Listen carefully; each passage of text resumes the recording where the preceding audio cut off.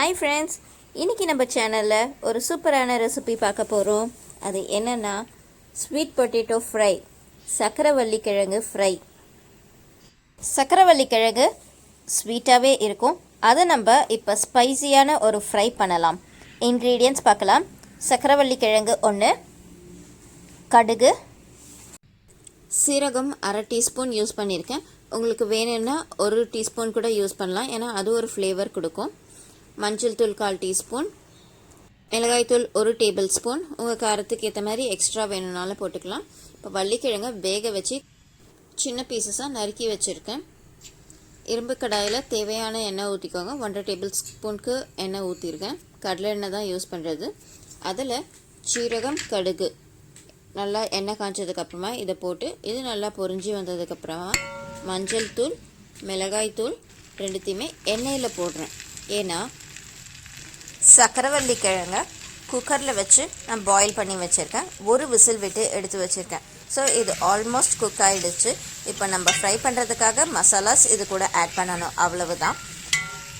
வள்ளிக்கிழங்கு ஆயிலில் போட்டுட்டு அதுக்கப்புறமா மசாலாஸ் போட்டு மிக்ஸ் கொடுத்தோம்னா ரொம்ப மேஷ் ஆகிடும்.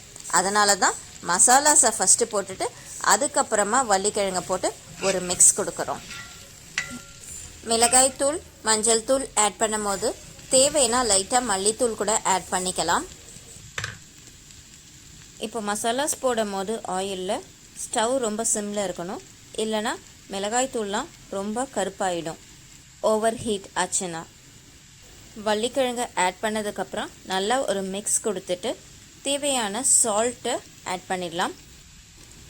சால்ட் ஆட் பண்ணிவிட்டு நல்லா ஒரு மிக்ஸ் கொடுத்துட்டு 10 to 15 மினிட்ஸ் மீடியம் ஃப்ளேமில் வேக வச்சுட்டேன்.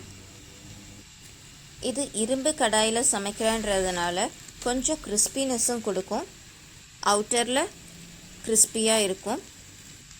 இதில் தாளிக்கும் போது சீரகம் ஆட் பண்ணியிருக்கோம்ல, அதனால் சீரகம் ஒரு நல்ல ஃப்ளேவர் கொடுக்கும். அது இல்லாமல் ஒரு பைட்டுக்குமே ஒரு க்ரன்ச்சினஸ் கொடுக்கும். இந்த ஸ்பைசியான வள்ளிக்கிழங்கு ஃப்ரையை சீரக வள்ளிக்கிழங்கு ஃப்ரைனும் சொல்லலாம். ஏன்னா சீரகத்தோட ஃப்ளேவர் அவ்வளவு தூக்கலாக இருக்கும், நல்லா இருக்கும். உங்களுக்கு இந்த சீரக ஃப்ளேவர் பிடிக்காது அப்படின்னா சீரகத்தை கம்மி பண்ணிக்கலாம். இப்போது நல்லா குக் ஆகிடுச்சு. லைட்டாக சீரகத்தூள் மேலே கொஞ்சம் தூவி விடுறேன். நான் 5 வெரைட்டிஸ் ஆஃப் ஸ்வீட் பொட்டேட்டோ இருக்குது. இதோட ஹெல்த் பெனிஃபிட்ஸ் பார்க்கலாம். வேர்ல்டில் அதாவது உலகத்தில் இருக்கிற முக்கியமான உணவுப் பொருட்களில் 7வது இடத்தை பிடிச்சிருக்கிறது இந்த சக்கரவள்ளி கிழங்கு. இதில் vitamin K and vitamin C ஜாஸ்தியாக இருக்குது. இரும்பு சத்து நிறையவே இருக்குது, ப்ளஸ் மினரல்ஸும் ஜாஸ்தியாகவே இருக்குது. கொலஸ்ட்ரால் இல்லாத ஒரே கிழங்கு எதுன்னு பார்த்தா இந்த சக்கரவள்ளி கிழங்கு தான். அதிகமான நார் சத்து உடையது இந்த கிழங்கு. கர்ப்பமாக இருக்கிறவங்களுக்கு ரொம்ப நல்லது இது. அதுவும் இல்லாமல் உங்களோட ஸ்கின்னை இளமையாக வச்சுக்கணும் அப்படின்னா, அதாவது ரொம்ப யூத்ஃபுல் ஸ்கின் இருக்கணும்னா இது எடுத்துக்கலாம். லங் ப்ராப்ளம்ஸையும் க்யூர் பண்ணும்.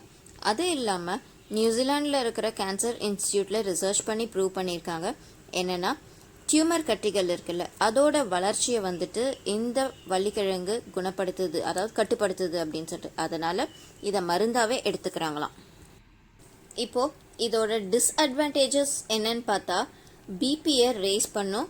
உருளைக்கிழங்கை விட ஜாஸ்தியான வாய்வு தொல்லை, அதாவது அதிகமான வாய்வு இதில் இருக்குது. கிட்னி ப்ராப்ளம் இருக்கிற பீப்புளுக்கு நல்லதில்லை இது. ஃப்ரெண்ட்ஸ், இன்னைக்கு சக்கரவள்ளி கிழங்கு ரெசிபியோட சக்கரவள்ளி கிழங்கை பற்றி இன்ஃபர்மேஷன் அண்ட் மெசேஜஸ் நிறைய கொடுத்துருக்கேன் நான். இது எல்லாமே உங்களுக்கு யூஸ்ஃபுல்லாக இருக்கும்னு நினைக்கிறேன்.